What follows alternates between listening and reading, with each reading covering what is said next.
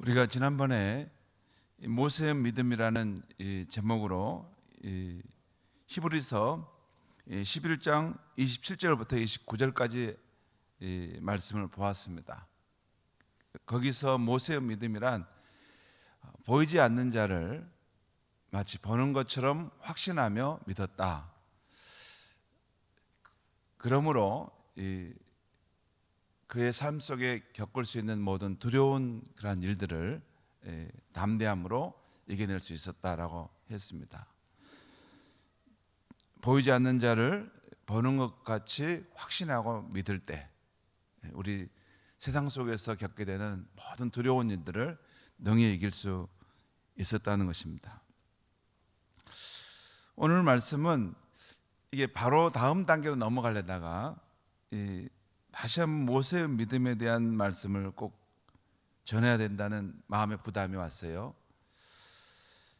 여기서 모세의 믿음이란 이렇게 하나님의 백성의 길을 갈 때 그로 인해서 이렇게 축복을 받고 이렇게 모든 것이 형통하는 그런 것만이 아닌 하나님의 백성과 함께 고난을 받는 길이고 또 그리스도를 따르기 위해서 어려움과 수치를 당하는 그런 일이다라는 이 말씀이 나옵니다.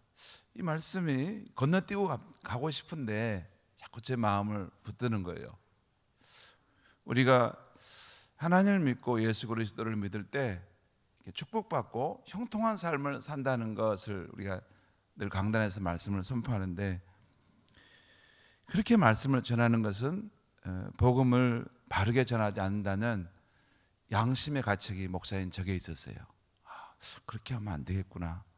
여러분, 우리가 성경을 읽을 때도 내게 유익이 되고 내게 이렇게 도움이 되는 말씀만 이렇게 발췌해 가지고 읽을 수가 있습니다. 그러면 그 신앙이 이렇게 잘못돼 가게 되죠.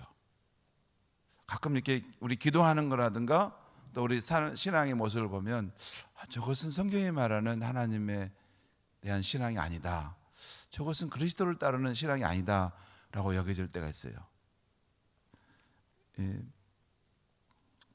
늘 우리가 경계해야 될 부분은 성경에서 하나님을 믿는 신앙을 말할 때 한쪽 부분만을 붙들면 안 되고 온전하게 균형 잡힌 신앙을 가져야 된다, 그 말입니다.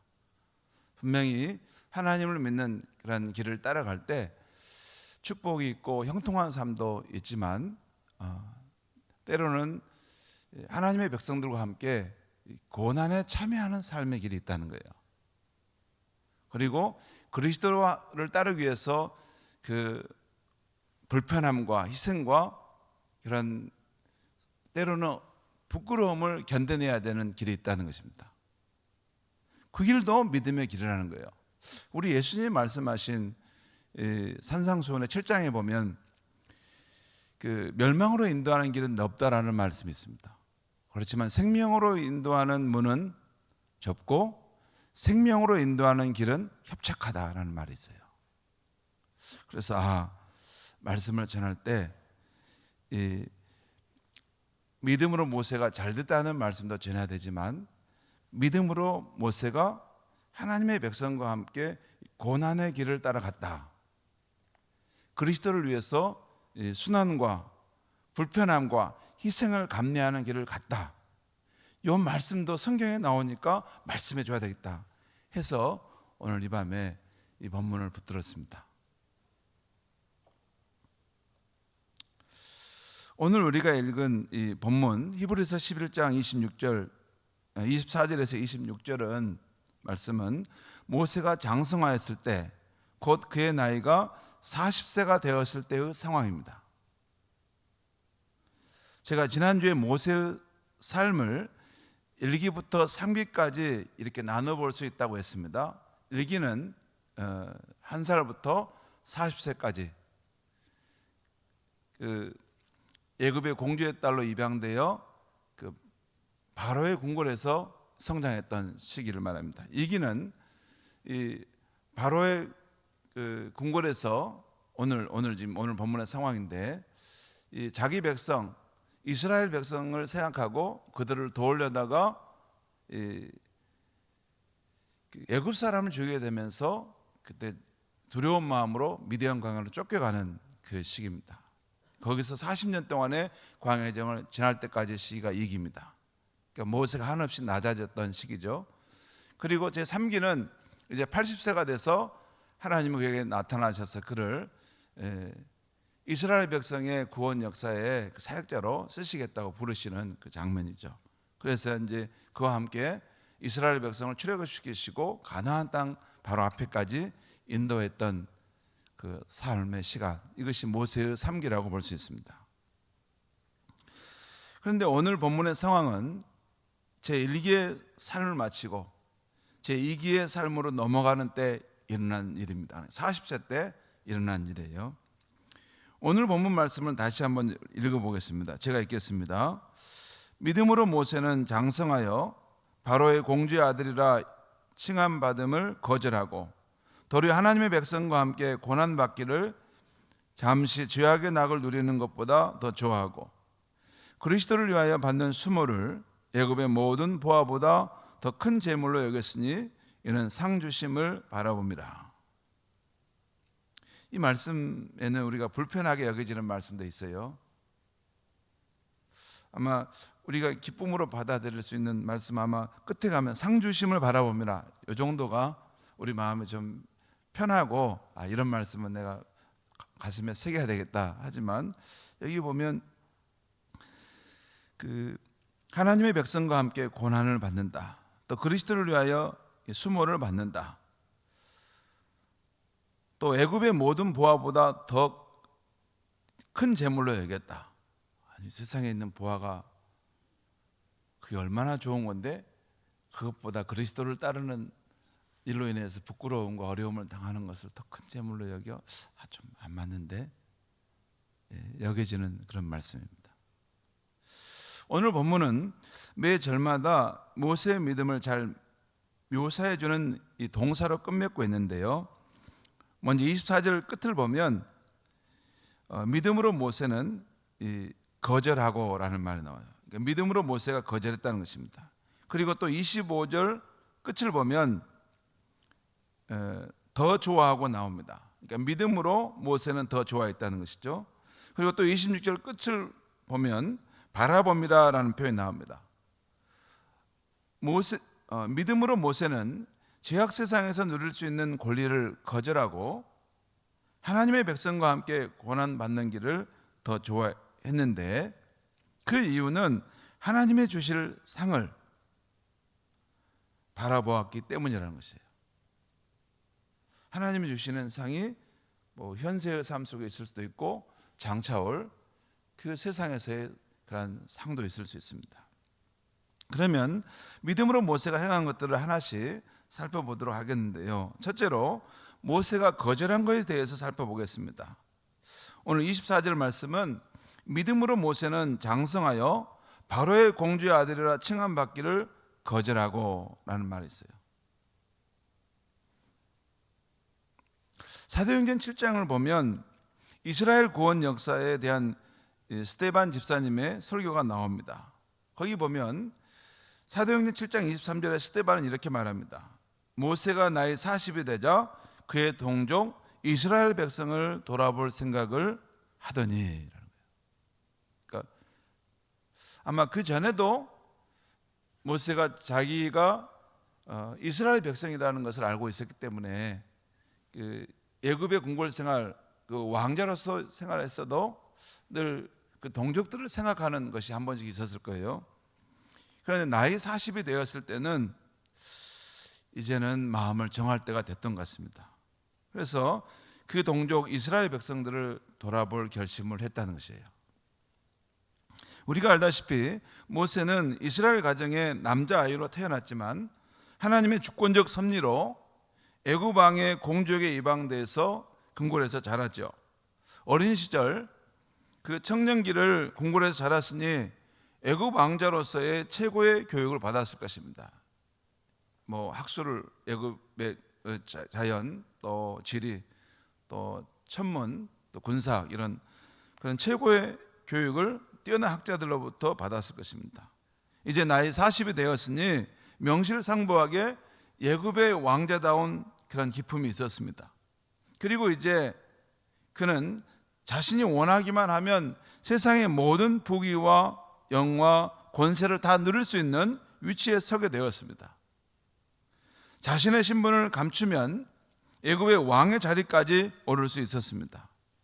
그런데 오늘 히브리서 11장 24절은 그 모세가 바로의 공주의 아들이라 칭함을 거절했다라고 말씀하고 있어요. 여러분, 이 표현은 그러니까 바로의 공주의 아들이라 그러니까 불림 받은 것을, 사람들이 자기를 그렇게 인정해 주는 것을 거절했다는 것이에요. 야, 그 좋은 자리, 그 영광스러운 자리, 그 부귀 영화의 자리를 왜 일부러 마다했을까? 무엇 때문에 그랬을까? 그 이유가 무엇입니까? 오늘 본문은 믿음으로 모세는 거절했다고 말씀하고 있어요. 곧 그가 가진 믿음 때문이었습니다. 그 믿음만 없었으면 그냥 애굽의 왕자로서 그 부귀 영화를 누리는 삶을 그냥 쭉 갔겠죠. 근데 그 믿음이 그에게 걸렸어요. 그럼 여기서 우리가 하나 생각할 점은, 모세가 가진 믿음은 어디에서 온 것입니까? 그의 부모에게서 물려받은 것입니다. 모세는 어린 시절 아마 3살에서 4살까지는 그의 친모인 요게벳의 품에서 자랐을 것입니다. 출애굽기 2장에 기록된 대로 어린 모세가 애굽 왕의 공주에게 입양되었지만 그의 친모인 요게벳이 어린 모세의 유모가 되었기 때문입니다. 그렇죠? 여러분 알죠? 갈대상자를 그 공주가 그걸 발견하고 이렇게 당황할 때 그 모세의 누이 미리암이, 공주님, 당신을 위해서 내가 유모를 데려다 줄 거예요 해서 그 연결해 준 사람이 그 모세의 친부모, 친어머니인 요게벳 아닙니까? 그래서 요게벳이 그 결과 모세가 어렸을 때 그 요게벳의 품에서, 그 부모의 품에서 자랐던 것이고, 또 신앙적 교육을 받을 수 있었습니다. 모세의 부모 아므람과 요게벳은 믿음의 사람들이었습니다. 그들은 어린 모세에게 아마 힘써서 하나님을 믿는 신앙을 심어 주었습니다. 하나님께서 그들의 조상인 아브라함, 이삭, 야곱에게 허락하셨던 그 약속들을 어린 모세의 마음속에 깊이 심어 주었습니다. 그리고 어린 모세를 갈대상자에 담아 나일강에 띄워 보내면서 체험했던 이 요게벳의 신앙, 곧 우리 인생의 참 주인은 하나님이시라는 신앙을 그 아들에게 깊이 심어 주었을 것입니다. 그가 이해하든 이해하지 말든. 모세는 어린 시절 얼마 안 되는 기간 동안 그의 부모에게 받았던 신앙적 교육으로 인해서 하나님을 경외하는 믿음이 마음속 깊숙이 뿌리내리게 된 것입니다. 사랑하는 성도 여러분, 모세는 어릴 때 얼마 안 되는 짧은 기간 동안 그의 부모와 함께 살면서 신앙 교육을 받았습니다. 그 뒤에 모세는 애굽의 궁궐에서 최고의 교육을 받았죠. 그런데 모세의 일평생의 삶을 지배하며 주관했던 교육이 무엇이었습니까? 애굽의 궁궐에서 받았던 세상적인 교육이 아니었습니다. 어린 시절 가정에서 부모에게 받았던 신앙적인 교육이었습니다. 여러분, 주일학교에서 교사들이 가르쳐주는 신앙교육도 중요합니다. 하지만 자녀들과 함께 사는 가정에서 부모에게 배운 신앙교육은 더욱 중요합니다. 그 신앙은 우리 자녀들의 일생의 삶에 영향을 미치기 때문입니다. 그렇다면 우리 부모가 자녀들과 함께 살면서 어떻게 하나님을 믿는 신앙심을 심어줄 수 있을까요? 그 한 가지는 어떤 상황에서도 타협하지 않는 영역이 내 삶에 분명히 있다는 것을 나타내 줘야 됩니다. 제가 이 말씀을 준비하면서 어떻게 하면 하나님을 믿는 신앙심을 심어줄 수 있을까? 너무 말씀드릴 수 없고 딱 하나만 말씀한다면, 부모의 삶에 어떤 상황에도 타협할 수 없는 한 영역이 있다는 것을 자녀들이 느낄 수 있어야 하는 것입니다. 예를 들어 주일 예배를 타협함이 없이 거룩히 지키는 모습, 아침에 깰 때 기도와 말씀으로 시작하는 모습, 그 어떤 일보다도 하나님께 예배 드리는 시간을 최우선으로 여기고 예배를 중심으로 사는 모습입니다. 그리고 늘 감사하며 사는 모습, 낙심될 때도 소망을 잃지 않는 모습, 손해를 보더라도 자식들 앞에 정직하게 사는 모습입니다. 타협할 수 없는 삶의 영역, 그 영역이 부모에게 있어요. 자녀들과 함께 살 때 다 똑같아요. 그 자녀들이나 부모나 다 똑같이 사는 것 같은데 부모의 영역 속에 보면 그 타협할 수 없는 삶의 자리가 있다는 거예요. 오늘 지금 눈이 오고 비바람이 몰아치는데 새벽에 일어나서 부모님이 교회를 가시네. 오늘 같은 날은 좀 이렇게 안 갔으면 좋겠는데 꼭 주일 성수를 한다고 저렇게 가시네. 그리고 항상 하나님께 예배하는 것이 그의 삶의 중심에 되어 있고, 여러 가정에서 활동이 있더라도 예배 시간, 하나님께 내 삶을 드리는 그 시간은 항상 우선순위를 두고 가는 것, 그것이 타협하지 않는 삶의 영역이 내게 있다는 것을 보여주는 것이죠. 결코 타협할 수 없는 삶의 영역이 있다는 것은 하나님이 통치하시는 그 자리가 있다는 것이에요. 하나님을 경외하는 그 삶의 자리가 있다는 것이죠. 여러분, 제가 가끔 보면 이렇게 코로나로 상황이 돼가지고 이게 주일 예배를 드릴 때 이렇게 그 상황에 따라서 오기도 오고 안 와버리기도 하고, 또 이렇게 무슨 집안일이 있으면 또 그냥 주일 건너뛰고 어디 가버리고, 그러면 과연 그 자녀가 그 부모의 신앙을 통해서 하나님을 경외하는 신앙을 배울 수 있을까? 어렵겠다는 생각이 들어요.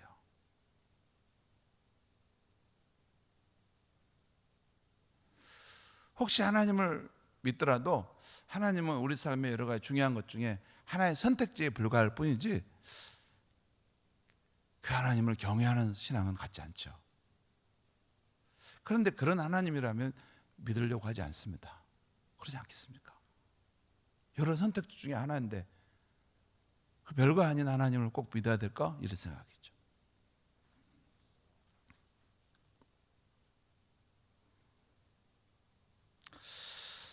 자식들에게 그런 늘 예배를 통해서 하나님의 내 삶의 중심을 잡는, 그러니까 그 부분은 타협할 수 없는 신앙을 지켜가는 것, 이 부분도 중요하지만 또 늘 어떤 상황에서 감사하며 사는 삶, 낙심될 때도 소망을 잃지 않는 삶, 또 손해를 보더라도 자식들 앞에 정직하게 사는 모습, 이런 부분이 아주 중요하죠. 여러분, 한 번은 한 권사님이 자기 딸과 함께 저를 찾아와서 자기 딸의 직장에서 겪은 문제로 상담을 요청한 적이 있어요. 그래서 무슨 일입니까? 물어봤더니 그 딸이 다니는 회사가 육가공 업체입니다. 육가공 업체. 고기를 취급하고 이렇게 많이 해서 이게 좀 크게 해서 주변에 있는 사람 그 가게들에게 보내고 팔고 그러는 가게인데, 근데 고민이 뭐냐면 그 이중 장부를 그 사장님이 쓰라고 하는 거예요. 아주 젊은 청년인데, 크리스찬인데 이중 장부를 쓰라 하니까 힘든 거예요. 그런데 그 사장님이 교회를 다닌다는 거예요. 교회를 다니고 다른 건 다 잘해준다는 거예요. 잘해주는데 그 자매님이 거기서 서물을 보는 일을 했어요. 서물을 보는 일을 하니까 모든 장부를 정리하는 일을 했는데, 그것을 언제부턴가 이중 장부로 자꾸 쓰라고 그렇게 말하는데요. 어떻게 해야 됩니까? 라고 저한테 찾아왔어요. 그 어머니가 그 딸을 데리고 저한테 상담 왔어요. 어떻게 해야 될까요? 그래서 결론은 제가 가서 그 사장님께 그것은 옳지 않은 것이기 때문에 할 수 없습니다 라고 말씀을 드리라. 그 다음에 만약에 그 직장에서 그러면 그만두라 하면 그만두면 된다. 그렇게 그 길을 갔을 때 하나님이 너의 삶을 책임져 줄 것이다. 제가 그렇게 말해줬습니다. 그리고 그 문제로 나를 찾아온 것은 너무나 잘했고, 앞으로 너의 이 결정을 하나님이 보시는데 이 결정과 관련해서 일평생 너의 삶을 하나님께서 어떻게 할 것인지 아마 결정하실 것이다 말해줬어요. 두려워하지 말고 그 사장님께 이렇게 하면 안 될 텐데요 라고 분명하게 말씀드리고, 만약에 그러면 그만둬라 하면 그만두면 됩니다. 그리고 실제 그렇게 말씀드렸는데 그 사장님이 받아들이지 않고 그만두었습니다. 그리고 지금은 다른 곳에 가서 지금 일을 잘하고 있습니다. 근데 아마 그 자매는, 제가 믿는 하나님은 반드시 그 자매의 인생을 하나님 일평생 기억하시고 책임져 주실 거예요.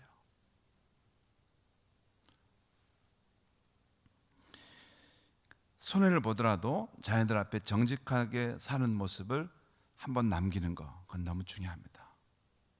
여러분, 우리 인생을 살아갈 때 사람이 어떤 이 근본적인 변화가 일어나는 것은 어떤 한두 가지 사건을 경험하면서 달라져요.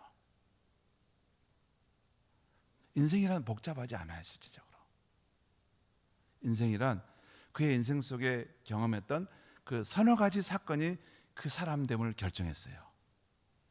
제가 그걸 말씀드리려면 들을 수 있지만 그렇습니다. 그러니까 지금 이런 상황에 손해를 보는 상황인데 내가 하나님의 백성으로서 그럴 수 없이 정직해야 된다. 그래서 선택했다면, 그 젊은 날 선택했다면 그 사람은 평생 정직한 삶을 살아갈 수 있는 힘을 갖게 되는 것입니다. 그래서 그게 중요해요.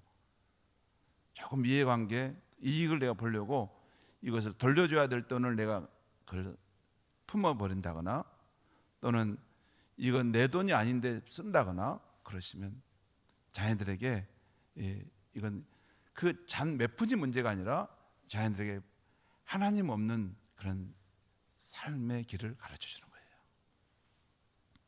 자, 이렇게 이런 것을 보여주는 것이 중요하죠. 또 부모에게 아주 중요한 한 가지는 우리가 하나님을 믿기 때문에 끝까지 자녀를 사랑하는 모습을 보여주는 것입니다.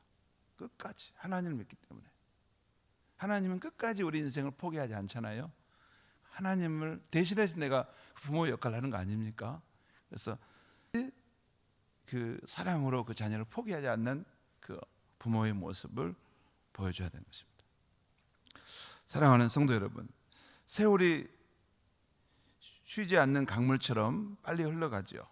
머지않아 자녀들도 우리의 품을 떠날 것입니다. 그러면 부모인 우리 없이 살아가야 할 텐데 이 어려운 인생길을 잘 살아갈 수 있겠습니까? 이 세상 여정을 지나 하나님의 약속의 땅 천국에서 다시 만날 수 있겠습니까? 가장 좋은 길은 우리 인생의 참주인이신 하나님을 경외하고 그 하나님을 의지하며 사는 신앙심을 심어주고 가는 것입니다. 그리고 그렇게 되려면 바로 부모인 우리 자신에게서 하나님을 경외하는 참된 신앙을 배워야 하는 것입니다. 다른 데서 배우는 게 아니에요. 부모에게서 배워야 하는 것입니다. 부모에게서 배운 대로 가서 신앙생활하고, 부모에게서 배운 대로 가고 세상 속에 살아가는 것입니다. 나는 교회에서 아무렇게나 했는데 우리 자녀가 하나님을 잘 믿을 것이다, 그럴 수는 없습니다. 하나님은 공의의 하나님이기 때문에 그렇게 할 수가 없습니다. 우리가 뿌린 씨앗대로 이루어져 가는 것입니다. 그렇기 때문에 부모가 어떤 신앙을 갖느냐 하는 건 너무 중요한 거예요. 우리가 나이가 들어갈수록 이제는 내가 잘 되는 것이 아니라 우리 자녀가 하나님 앞에서 올바른 신앙을 가져서 복된 인생으로 살아갈 수 있도록 우리 자신을 하나님을 경외하는 참된 신앙의 사람으로, 하나님의 말씀대로 살아가려고 하는 사람으로 잘 살아가야 할 줄 믿습니다. 저와 여러분의 자녀들이 모세처럼 믿음으로 잘 자라서 이 시대에 하나님께 귀히 쓰임받는 사람들이 되기를 간절히 바랍니다. 두 번째, 처음에는 모세가 거절한 것을 봤습니다. 두 번째는 모세가 더 좋아했던 것에 대해서 잠깐 살펴보겠는데 25절 말씀 보겠습니다. 25절, 도리어 하나님의 백성과 함께 고난받기를 잠시 죄악의 낙을 누리는 것보다 더 좋아하고, 여기서 히브리 저자는 모세의 믿음을 지금 말씀하고 있는데요, 그는 하나님의 백성과 함께 고난받기를 잠시 죄악의 낙을 누리는 것보다 더 좋아했다라고 증언하고 있어요. 그러니까 모세는 나이 40이 되었을 때 두 가지 중에 한 가지를 선택하지 않을 수가 없었던 것입니다. 한 가지는 하나님의 백성과 함께 고난받는 것입니다. 다른 한 가지는 바로의 공주의 아들로 살면서 잠시 죄악의 낙을 누리는 것입니다. 전자는 하나님의 백성인 자신이 가야 하지만 고난의 길이었습니다. 그러나 후자는 자신의 정체성과 맞지는 않지만 편안하고 세상의 향락을 누릴 수 있는 길이었습니다. 성도 여러분, 저는 오늘 말씀을 준비하면서 만약 우리가 모세였다면 이 두 길 중에 어느 길을 선택했을까 생각해 봤습니다. 애굽 왕자의 특권을 버리고 하나님의 백성과 함께 고난받는 길입니까? 아니면 조금 양심의 가책은 있겠지만 자신의 정체성, 그 하나님의 백성의 정체성을 감추면서 세상의 특권을 누리며 사는 길입니까? 여러분, 목사인 제가 어느 길을 선택했을 것 같습니까? 그리고 여러분이라면 어느 길을 선택했을 것 같습니까? 너무 자세히 묻지 않겠습니다. 각자의 신앙에 따라 결정되겠지요. 그러나 아무리 신앙 교육을 잘 받은 사람이라도 쉽지는 않았을 것입니다. 지난 40년 동안 애굽 궁궐에서 생활하고 성장했던 모세도 결코 쉽지 않았을 것입니다. 왜 그랬을까요? 여러분, 너무 우리는 추상적으로 개념적으로 말씀을 이해하고 넘어가는데 가만히 모세의 그 상황을 생각해 보면 어렸을 때 그를 이방에서 사랑해 주었던 양엄마, 바로의 공주가 자기 양엄마잖아요. 아무 자기하고 피 하나 섞인 것이 없는데 자기를 걷어주고 사랑으로 키워준 그 양엄마와의 관계도 있지 않겠습니까? 그 엄마가 그 모세를 대충 키웠을까요? 무남 동료로 원래 나와 있는데 이 엄마가 참 양엄마지만 사랑으로 키웠을 것입니다. 또한 모세를 가르쳐준 좋은 스승도 있었을 것입니다. 또한 모세와 함께 했던 좋은 친구도, 애굽의 친구들도 있었을 것입니다. 없었을까요? 그 애굽의 학자들은 다 타락한 학자들이었을까? 아니에요. 굉장히 좋은 성품을 가진 훌륭한 학자도 있었을 것이고 그에게는 애굽의 좋은 친구들도 있었을 것입니다. 그런 관계들이 있었기 때문에 그 결정을 내린다는 건 쉽지 않았을 거예요. 아마 모세는 이 결정을 내리기 전에 잠 못 이루는 밤을 많이 보냈을 것입니다. 그런데 오늘 모세는 이 두 길 중에 어느 길을 선택했습니까? 고난의 길이면서 또 그 다음 26절에 나오는 그리스도를 위하여 수모를 받는 길이 될 수 있지만 하나님의 백성과 함께 가는 그 길을 선택했다는 것입니다. 성도 여러분, 모세가 왜 그런 결정을 했습니까? 그가 애굽 공주의 아들로 누리는 낙은 세상 죄악의 낙이었습니다. 또한 잠시 있다 사라질 신기루 같은 낙이었어요. 그 낙은 낙인데 잠시 있다 사라질 낙이었어요. 그래서 모세는 세상에 많은 것을 누릴 특권을 가졌음에도 세상 속에 빠져 살기를 거부하고 하나님의 백성이 가는 길을 갔다는 것입니다. 성도 여러분, 우리가 이어받은 기독교 신앙의 계보에는 이렇게 모세와 같이 세상에서 많은 것을 누릴 특권을 가졌지만 그리스도를 위해서 자신의 권리를 내려놓고 우리 주 예수님을 따르는 사람들이 구름대처럼 많았다는 것입니다. 우리나라에 와서 자신의 청춘과 재능을 아낌없이 쏟았던 언더우드, 아펜젤러, 그리고 외국 선교사 묘지인 서울 양화진과 호남신학대학교 선교사 묘지에 묻힌 사람들, 그리고 지금도 각 나라와 민족 가운데서 자신의 젊음을 바치며 복음을 전하며 그리스도의 길을 따르는 무명의 선교사들, 제가 선교사를 갔다 왔지 않습니까? 여러분, 선교사들 가운데 정말로 훌륭하고 멋있는 사역자들 많습니다. 자신의 젊음과 인생을 주님 앞에 드리고 거기에 삶을 다 통째로 드리는 사람들이에요. 여러분, 우리끼리만 사니까 그냥 그리스도를 믿는데 헌신하는 사람이 이 정도만 있을 것이다? 아닙니다.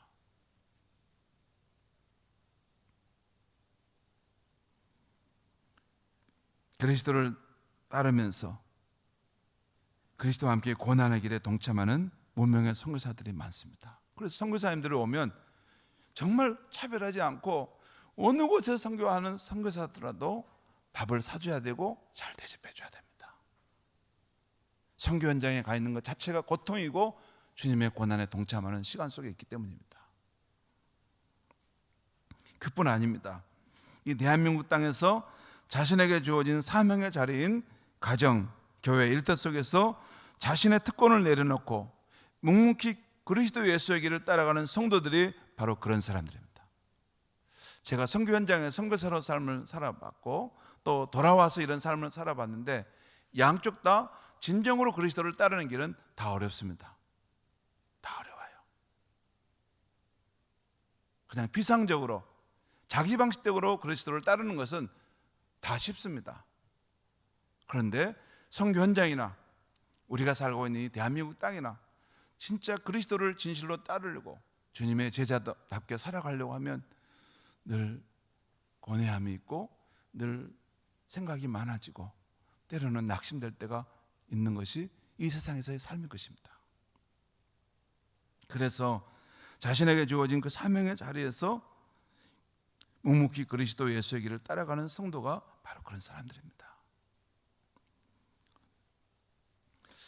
자, 그러면 모세와 그렇게 많은 그런 믿음의 사람들이 자신의 권리를 내려놓고 우리 주 예수님을 따라갔던 그 이유는 왜 그랬습니까?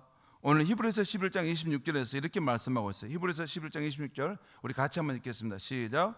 그리스도를 위하여 받는 수모를 애굽의 모든 보화보다 더 큰 재물로 여겼으니 이는 상 주심을 바라봅니다.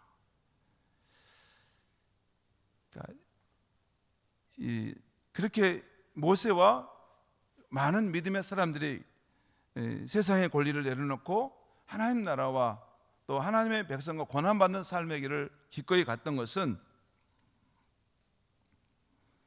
그런 삶을 살 때 우리에게 상 주시는 하나님을 바라보았기 때문이라는 것이죠.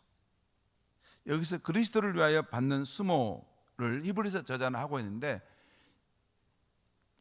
이것을 실제 예수 그리스도라고 볼 수도 있고 그리스도라는 말은 선택되어 기름받았다라는 의미가 있습니다. 그러니까 이것은 선택된 하나님의 백성을 위해서 받은 수모다라고 이렇게 해석할 수 있는 여지도 있습니다. 아무튼 그렇게 살아갈 때 하나님께서 그런 삶에 상 주시는 것을 그들은 바라보았기 때문이라는 것이죠. 사랑하는 성도 여러분, 우리가 믿음으로 한 일에 대해서는 하나님께서 반드시 아름답고 좋은 것으로 보상해 주실 줄 믿습니다. 히브리서 11장 6절에 이건 하나님의 진리의 말씀이에요. 믿음이 없이는 하나님을 기쁘시게 하지 못하나니 하나님께 나아가는 자는 반드시 하나님의 계신 것과 또 하나님의 자기를 찾는 자들에게 상 주시는 이심을 믿어야 할지니라. 여러분, 여기서 믿어야 할지라라는 말은 뭔 말입니까? 이게 중요한 의미가 있다는 것이죠. 이 말씀은 우리가 하나님과 관계를 맺으려 할 때는 꼭 믿음이 있어야 한다는 것입니다. 성경이 증언하는 창조주 하나님이 살아계시다는 것, 그리고 그 하나님을 바라보고 믿음으로 사는 자에게는 반드시 상을 주시는 하나님이라는 것을 믿어야 한다는 것이에요. 성도 여러분, 저와 여러분에게 이 하나님에 대한 믿음이 있기를 바랍니다. 그리고 우리 안에 있는 그 하나님에 대한 진정한 믿음을 우리 자녀들이 본받게 되기를 바랍니다. 그리고 이 하나님을 진정으로 믿기 때문에 모세처럼 잠시 있다 살아실 세상의 이익과 낙을 위해 타협하지 않기를 바랍니다. 거절할 것은 거절해야 하겠습니다. 그리고 모세처럼 장차 우리에게 영원한 상을 주실 하나님을 바라보며 그리스도 예수를 따르기 위해서 그리스도께서 가신 길을 자원함으로 따라가는 저와 여러분이 될 수 있기를 바랍니다. 이것이 모세가 애굽의 모든 보화보다 그리스도와 함께하고 하나님의 백성과 고난받는 것을 살았던 그 아름다운 믿음의 모습입니다. 기도하겠습니다. 하나님 아버지, 오늘 이 밤에 믿음으로 모세가 애굽의 공주의 아들이라 칭함받기를 거절하고 하나님의 백성들과 함께 고난받기를 자청했음을 보았습니다. 또한 애굽에 있는 어떤 보화보다도 이 세상에서 누릴 수 있는 특권보다도 그리스도를 위하고 그리스도를 따르기 위해서 자신을 부정하고 자신의 권리를 내려놓았던 것을 보았습니다. 그렇게 한 것은 그가 상 주시는 하나님을 바라보았기 때문이라고 주님 말씀해 주셨습니다. 하나님, 오늘 이 시대 진정으로 하나님의 백성과 함께 고난받는 사람이 적고 그리스도를 진실로 따라가는 삶의 사람들이 적는 이때 정말 예수님의 말씀을 따라 생명으로 인도하는 길은 좁고 그 길은 협착하다. 하지만 나를 따를 수 있는 자는 나를 따르라 하는 주의 부르심을 받잡고 그 길을 나아가는 많은 성도들이 있게 하여 주시되 특별히 우리 교회 안에 그런 진실한 성도들이 많게 하여 주시옵소서. 예수님의 이름으로 기도하옵나이다. 아멘.